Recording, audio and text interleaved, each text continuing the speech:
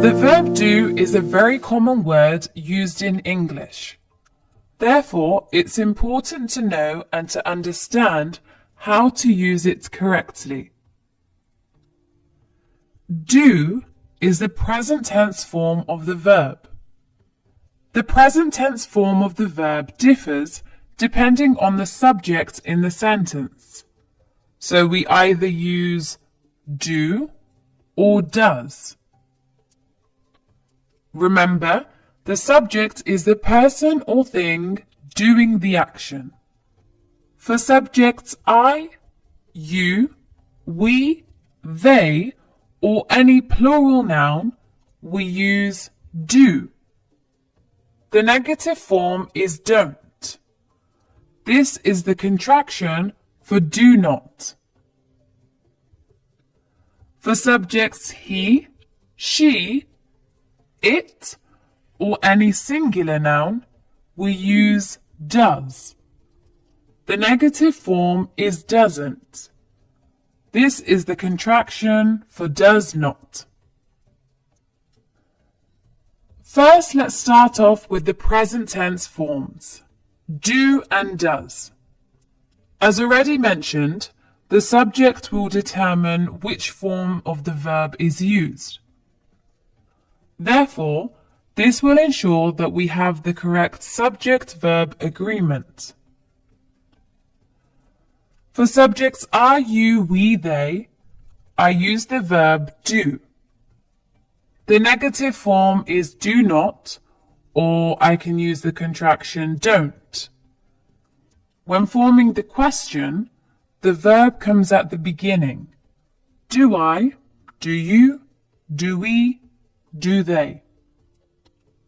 For subjects he, she, it, I use the verb does. The negative form is does not, or I can use the contraction doesn't. When forming the question, the verb comes at the beginning. Does he, does she, does it. It's important to note that we don't always need to use do or does when forming positive sentences. For example, I exercise every day. Here we have the main verb, which is exercise. When forming the negative, I would say, I do not exercise every day. So here I have the subject, I, followed by the helping verb, do, and the main verb, which is exercise.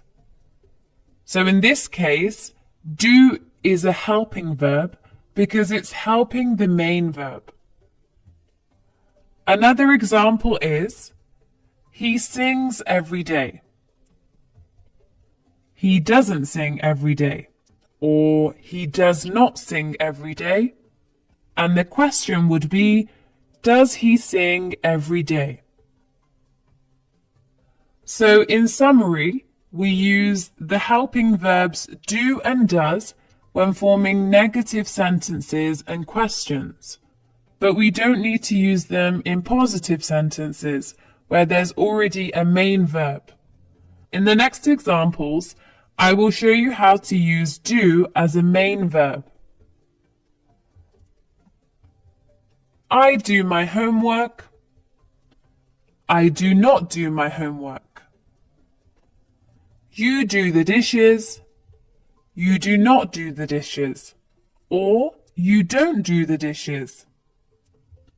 We do the laundry. We don't do the laundry. Do they do the housework?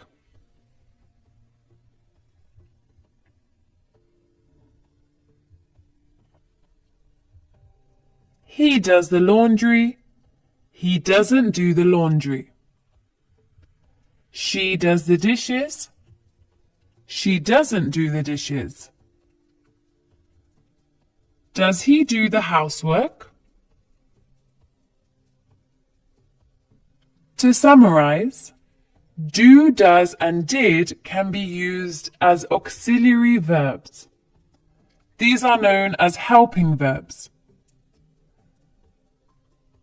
They're used as helping verbs when forming a negative sentence and a question. For example, do you study every day? I don't study every day. So here, both helping verbs are helping the main verbs. Do, does, and did can also be used as a main verb in a sentence. For example, does he do the laundry? He does the laundry.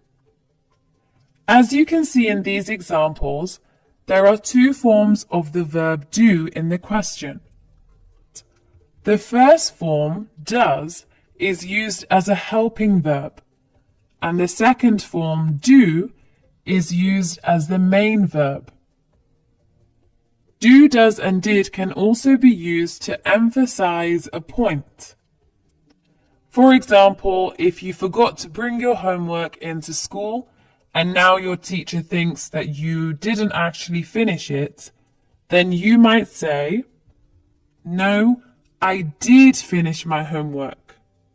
So you're emphasizing the fact that you did actually do it. It's important to remember that if a sentence already has a main verb or a helping verb, then we don't need to add the verb do. For example, I can swim. So the helping verb in this sentence is the modal verb can. So I wouldn't say I do can swim. The sentence is correct as it is. I can swim. This also applies to other helping verbs. For example, have. I wouldn't say I do have washed the dishes. Instead, the correct way is to say I have washed the dishes. Lastly, the verb to be in a sentence doesn't require a helping verb. The forms of the verb to be are am, is, are, was, or were. For example, I am a librarian. So I don't need to add anything else to this sentence.